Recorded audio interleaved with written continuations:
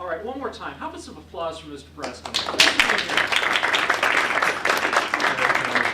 How about actually some applause for Eric Squires for reaching out to get people to come and pay interest. I was down in Salem today covering a couple different issues down there, and as you know, many of the issues there, they have lobbyists during the bills.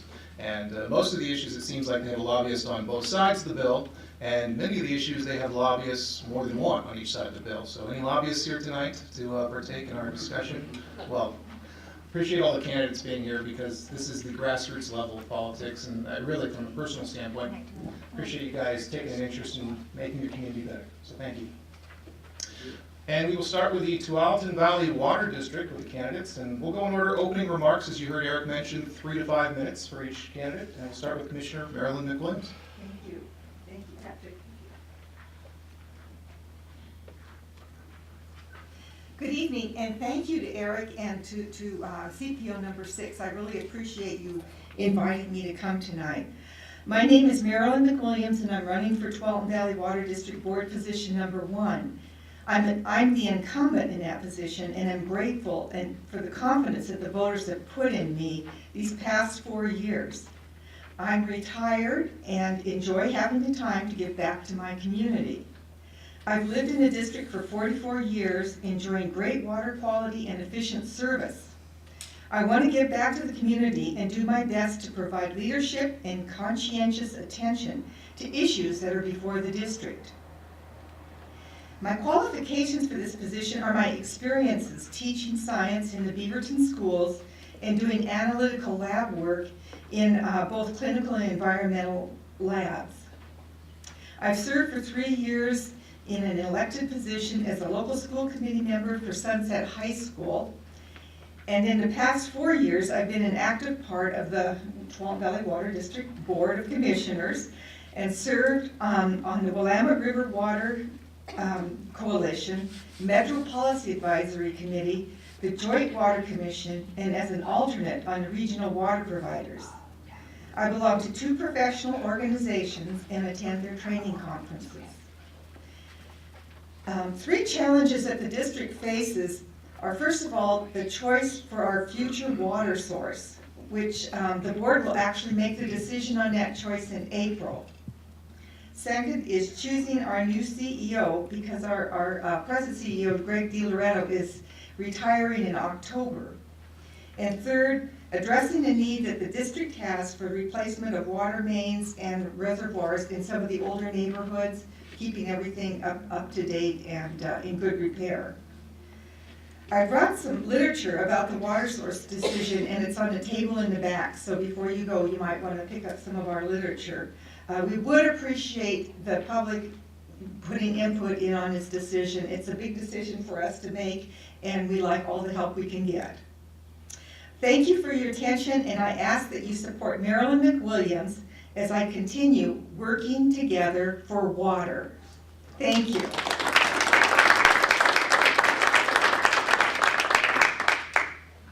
Didn't make me have to get out the time cues, so thank you very much for that.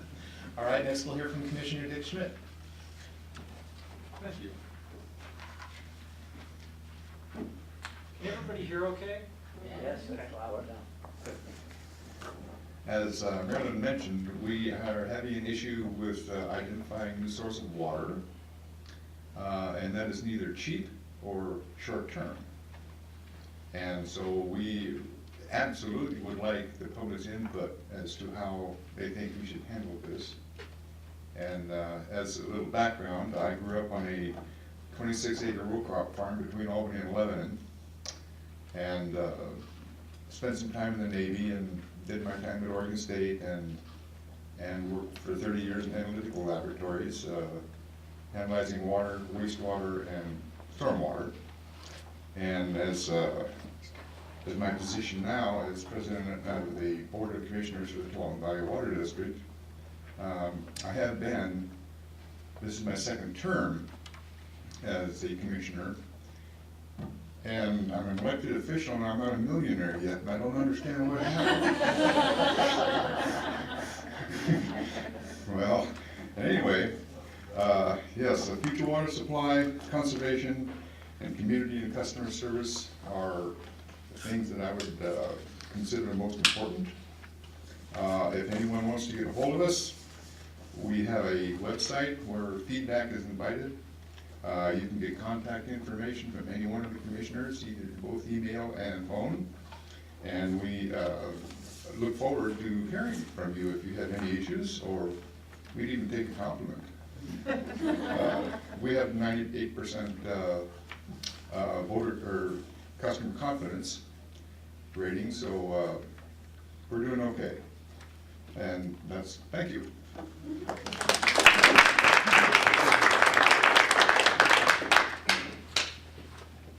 Thanks to both of you. We are doing fine on time, so we will have time for plenty of questions tonight, it seems. And we'll hear from our third commissioner now, Jim Duggan. Jim?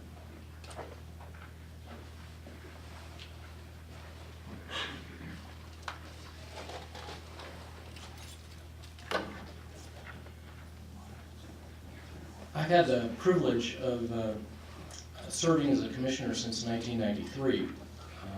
This is going to be my fifth term if re-elected.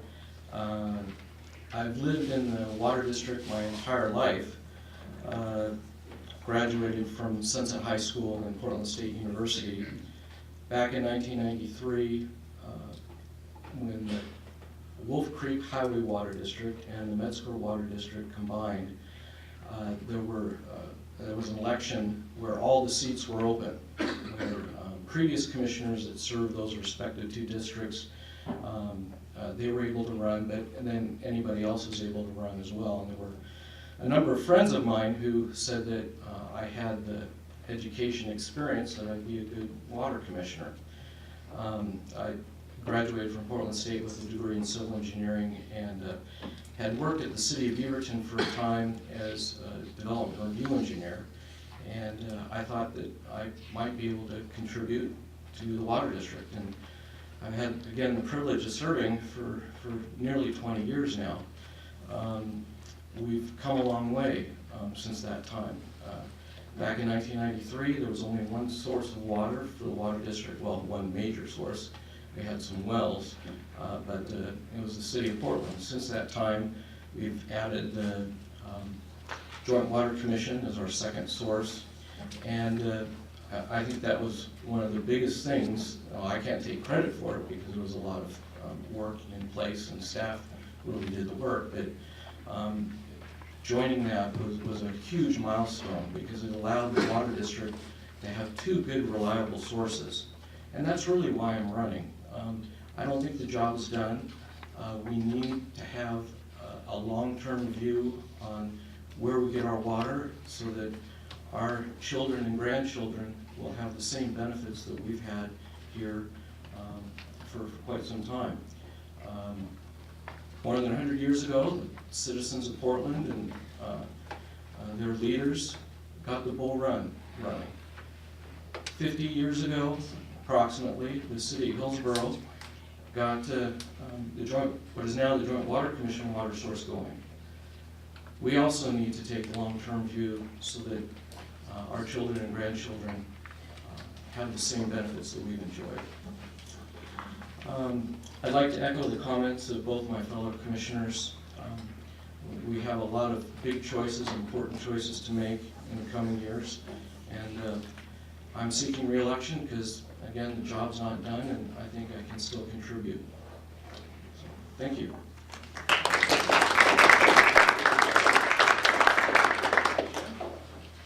Thank you. From here on out, I'll spare you from having to watch me walk up each time. I'll just ask the question up front. You can take turns coming up on your own. But before we do begin, Eric, I just wanted to check with you because you mentioned if folks had a question tonight, they could write something down perhaps if something comes to I failed mind. to clarify that, folks. What I want to do is kind of keep a leash on the time. We could open it up at the end if we run ahead of time. If you've got a question, there's plenty of pens and paper all over the room. Send it up here and we'll sneak it in. But we've vetted questions to kind of keep them on track and on time. If you got one that's burning, we'll be taking a break and you can catch the candidates around between 8 to 8:05 and ask them personally. If it's still that important, send it up to the desk. Sounds good. And the first question, we'll start with you, Dick, since you went second. We'll just rotate through and come on back to Maryland in the end. So the question I would have is, I heard some of you mention your interest in getting input from voters. wanting to hear from them. My question for you would be, first of all, what specifically are you looking to hear from voters? And secondly, how are you going to go about getting that input from people outside of tonight's meeting? Okay. Come on up to the podium.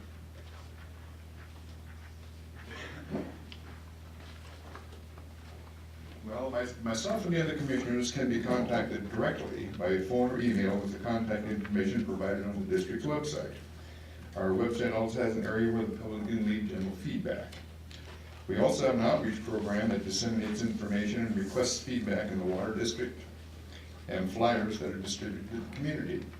Our board meetings are open, and I encourage residents to attend our meetings. If you can't attend the meetings, then you can catch us on cable access, so we're out there.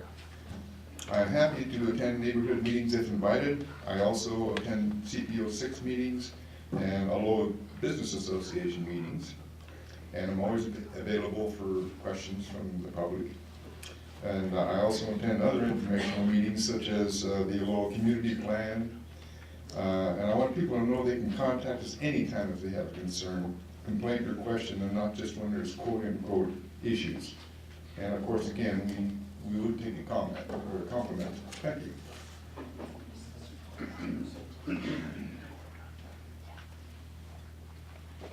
I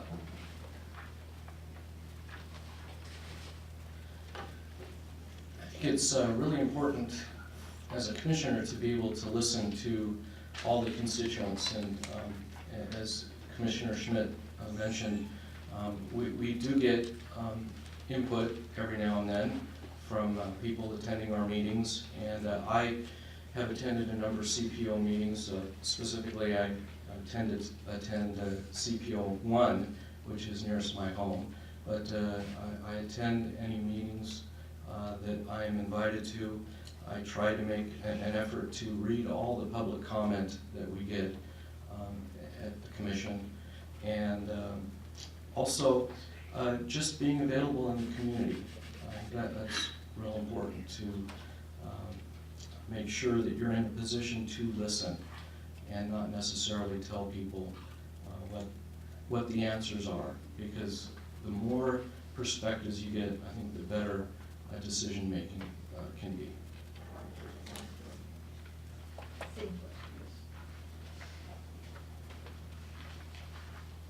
Thank you for the question.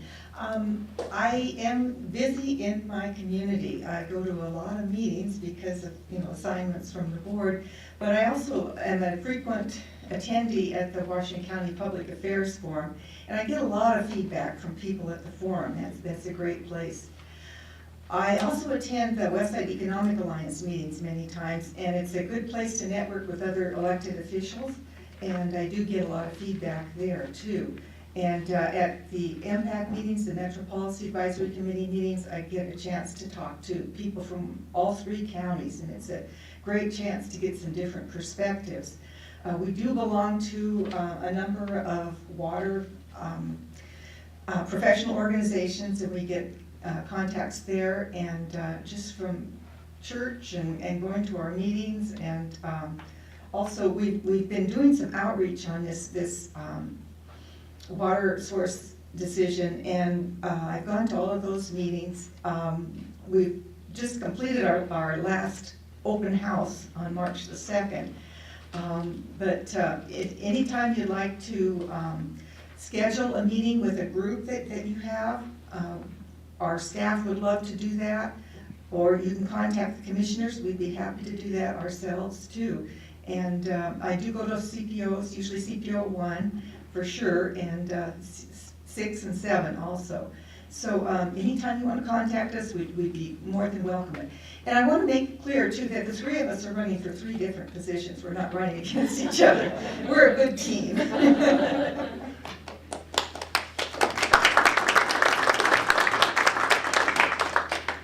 Thank you for clarifying that. Good point. The next question for all 3 of you, we'll start with Jim on this one. A little more specific. Does the $50 meeting stipend from Tualatin Valley Water District for commissioners apply for other meetings you attend in the community? If so, why? If not, why not?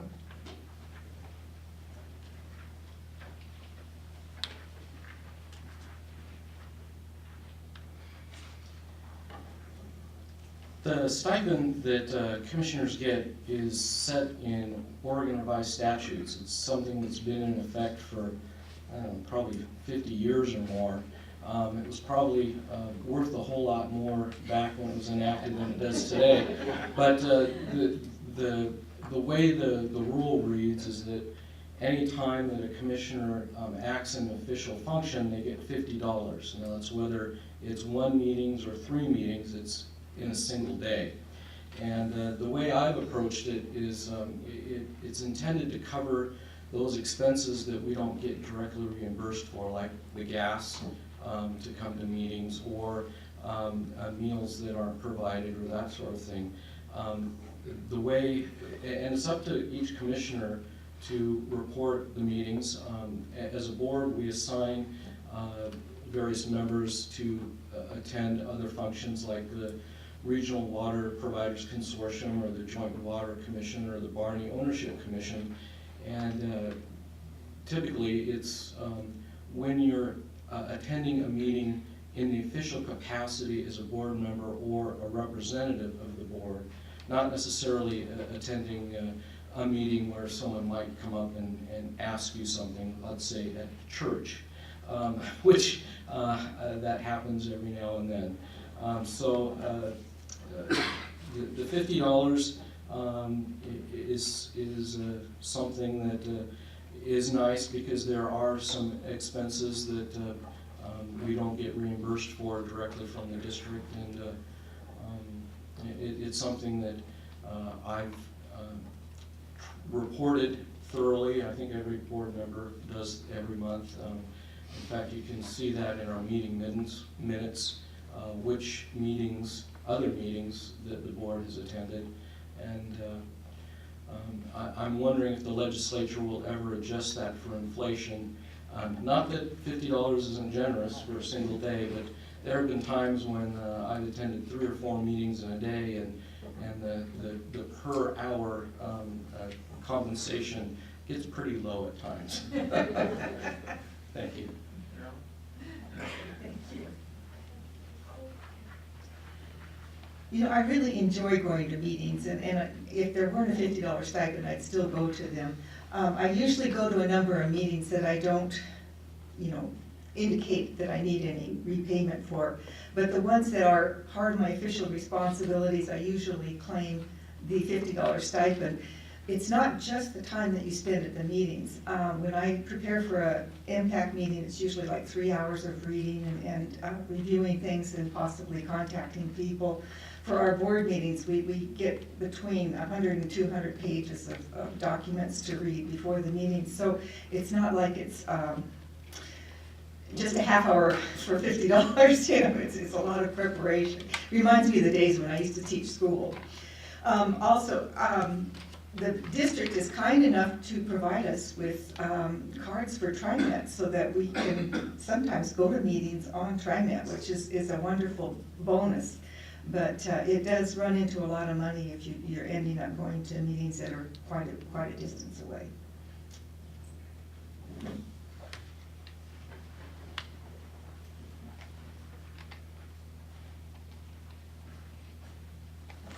As my colleague said, the stipend is written in stone in ORS, but we only get the stipend for meetings attended as a representative of the Water District Board.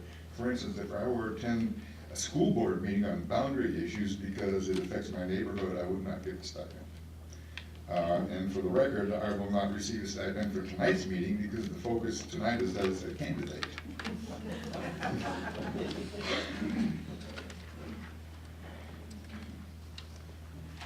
Well, this next question was clearly offered by somebody who knows what they're talking about, so I'm going to read it, and I'm going to read it word for word.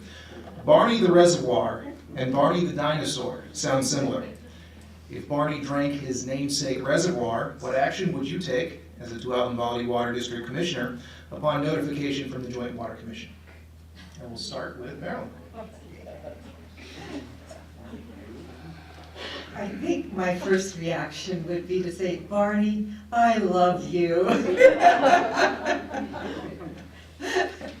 You know, our Barney Reservoir is quite well protected, and I don't think that Barney, the dinosaur, is going to get up there. It is, you know, fenced off, and you have to have a special key to get in there and so on.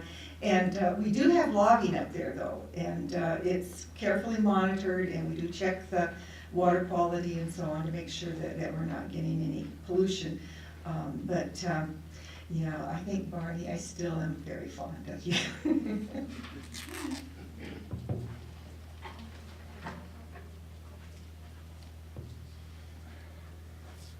Well, firstly, I would conduct testing and monitoring to ensure that no contamination has been introduced into the reservoir. And then I would inspect the dam to make sure that there was no seismic issues with it, and then get a restraining order.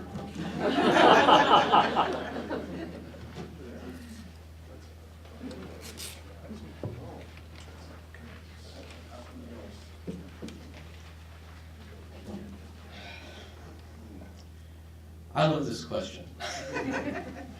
But it can be interpreted in a couple different ways. The first is, if it were truly a Jurassic Park dinosaur, my first action would be trying to figure out if it was an herbivore or a carnivore. And if it was an herbivore, I'd be up there seeing what it was about. If it was a carnivore, I'd be asking the Joint Water Commission to evacuate the Tualatin Valley. If it was a guy in a Barney costume, I would ask the Joint Water Commission if Deputy Barney Fife had been notified and make sure that he was up there quickly to get him out of the watershed. Fortunately, the reservoir is fairly well protected. There is logging, as Marilyn mentioned, up in that area. In fact, every time that I've visited, you have to coordinate on the logging road with the vehicles visiting to make sure that you're not going to run into a logging truck barreling down at breakneck speed. But no, I think we can be pretty confident that our large water source up in the Coast Range is as well protected as could be, considering that it is a working watershed with logging, as opposed to the Bull Run, which is totally locked down. Thank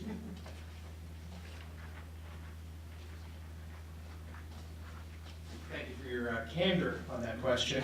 For this next question, I think you've addressed, some of you might have addressed this in your opening remarks, but I think it's important to circle back to this, and that is, if you could come up and explain for us on the three most pressing issues that you will face in your next term as commissioner, the policies and issues you plan to address, how you will address them. We'll start on this round with Dick.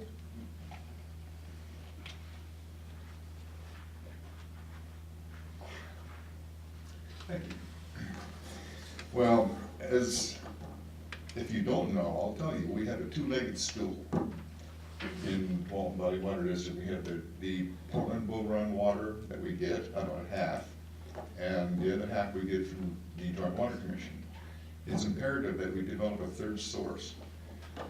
If there's a lot of growth happening, there's going to be more growth on the horizon. D1X, I mean, that's not in our district, but still, you know, that's just an example of what's happening here. And the two sources we have served us fine. And I think it's important that we get in front of the curve and explore the options for our future needs before that need hits us or we have a crisis. As it is now, with the two sources we have, it would be an issue if it went offline for any reason we got hit by an extended drought. And the second, most important to me, is conservation. I would like to continue to be a part of our aggressive conservation program. We have been able to cut 16% of our water use since 2005. Continuing that strong conservation program will not only keep water rates low, but will also help with the long-term supply. And the third is community and customer service.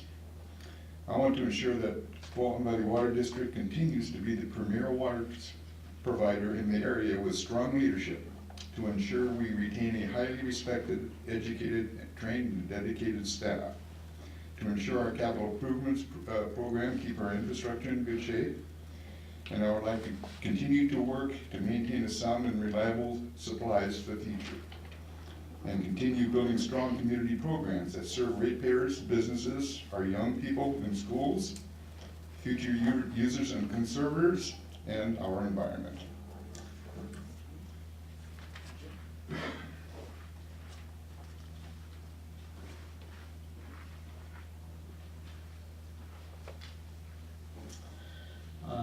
Like Commissioner Schmidt, I think that making sure that we have an adequate and an ample supply, a reliable supply of water well into the future is one of our most important tasks. The other area that I would like to see an emphasis on is continuing the district's leadership in sustainability and stewardship of our resources. I really believe in the triple bottom line approach in looking at decisions. For those of you that aren't familiar, the triple bottom line looks at effects on people, the effects on the planet, and profits. But we aren't a profit, but I think the intent there is that you make wise financial decisions. You all have to look at them in together, you're looking at what is best long-term for the environment, what's best long-term for the community, and what's going to make financial sense long-term as well.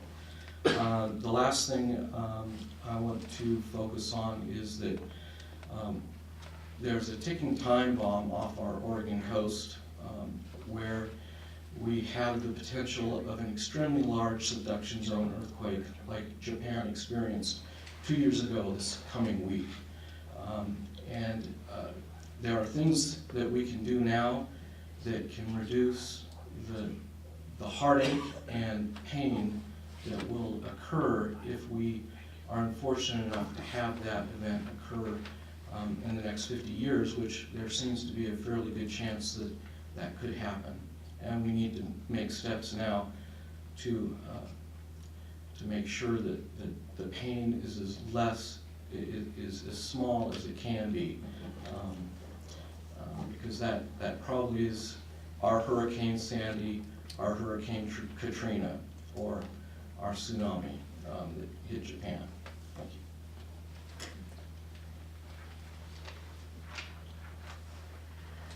you. In my opening remarks, I talked about 3 immediate problems that I saw facing the district, and the question, as Patrick put it, was in the next 4 years. Looking at a longer range, I think there's 3 areas that I would like to address. The first is finance.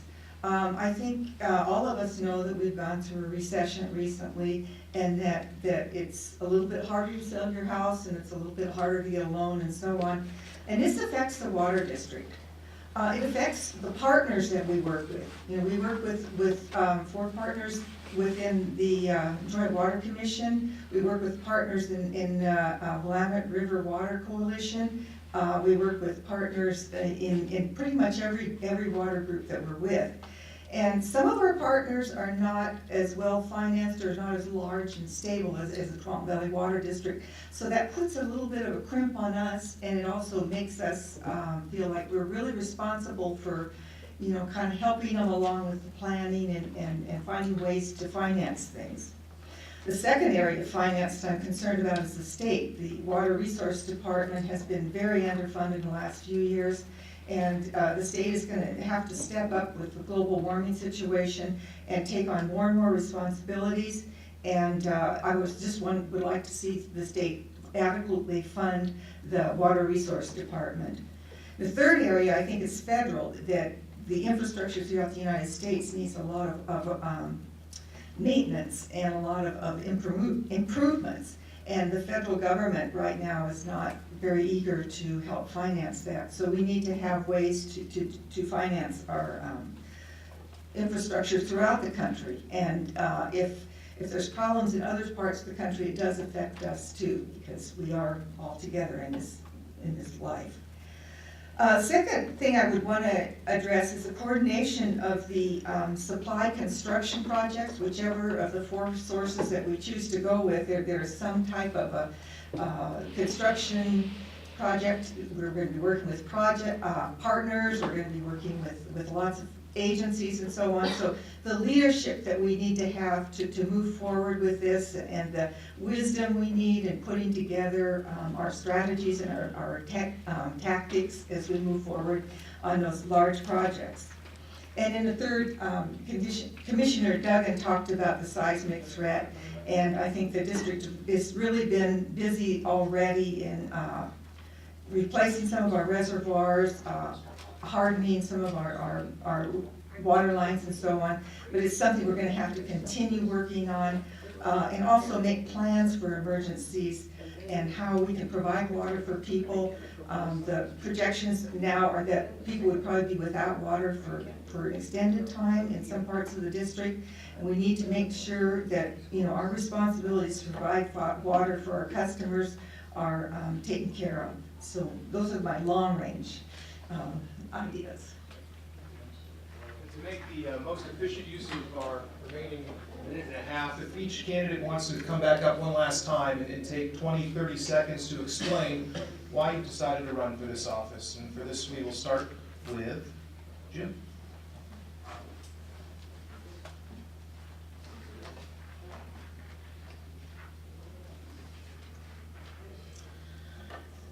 We have the good fortune of having a water district that is award-winning, and I want to make sure that it stays that way. There's a lot of big decisions that are going to be made in the next 4 years. I hope to be reelected and be able to participate in those decisions with my fellow commissioners. And I really believe that we can't take things for granted.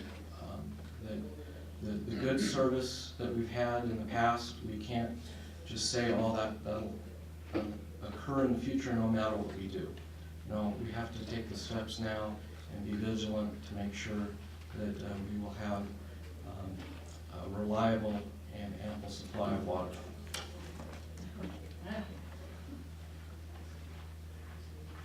My motto for this campaign is working together for water. And the reason I want to run for office again is I want to emphasize that working together part. We've got to work together with our partners. We've got to get along with one another.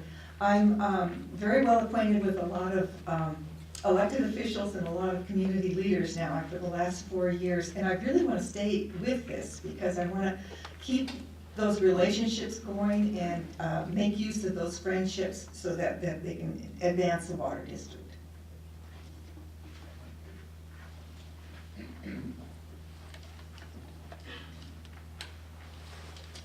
Thank you. As I stated in my opening statement, I spent 3 decades in laboratories working with water, and I'm interested in water, and I like it. It's good for me. And we have, our board right now, we have made great strides in the last 8 years, and we would just like to continue doing that. Thank you. Put a big hand for